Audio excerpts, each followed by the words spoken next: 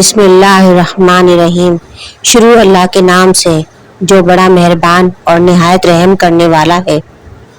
بے شک اللہ تعالیٰ وحدہ لا شریک ہے، وہ یکتا ہے، اس کا کوئی شریک نہیں، اور میرے آقا محمد مصطفیٰ صلی اللہ علیہ وآلہ وسلم اللہ کے بندے اور رسول ہیں۔ میرے NGM اسلامک آفیشیل دیکھنے اور سننے والے عزیز بہن بھائیوں کو السلام علیکم۔ میرے محترم اور عزیز بہن بھائیوں، میری آج کی ویڈیو ایک بہت ہی خاص اور دل افروز واقعے کے بارے میں ہے۔ مرتبہ سفر ہند کے دوران حضرت سیدنا خواجہ غریب نواز رحمۃ اللہ علیہ کا گزر علاقہ سبزوار یعنی صوبہ خراسان رضوی ایران سے ہوا تو آپ رحمۃ اللہ علیہ نے وہاں ایک باغ میں قیام کیا جس کے درمیان میں ایک خوش نما حوض تھا، پھلوں پھولوں سے بھرا ہوا، سرسبز و شاداب اور بے انتہا خوبصورت تھا۔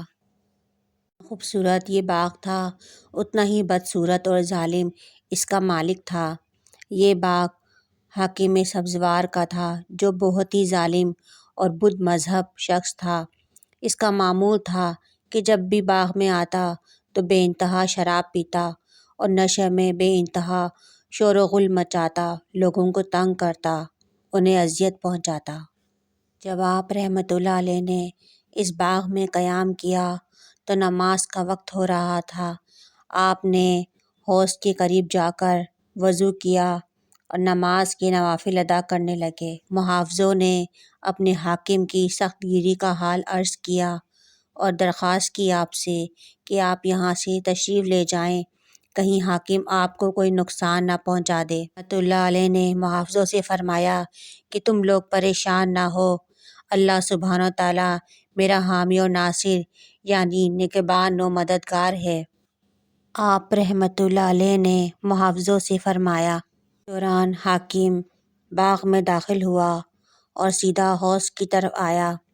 اپنی عیش و عشرت کی جگہ پر آ کر ایک اجنبی درویش کو دیکھا تو آگ بگولا ہو گیا، اور اس سے پہلے کہ وہ کچھ کہتا، آپ رحمۃ اللہ علیہ نے ایک نظر اس پر ڈالی۔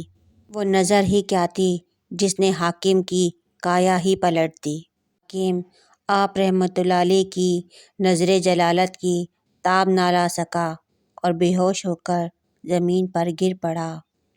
خادموں نے منہ پر پانی کے چھینٹے مارنے شروع کیے۔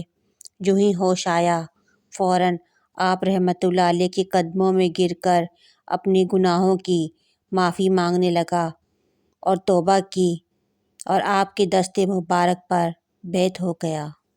ابھی نے خواجہ غریب نواز رحمۃ اللہ علیہ کی انفرادی کوشش سے ظلم و جبر سے جمع کی ہوئی ساری دولت ان کے اصل مالکوں کو لوٹا دی۔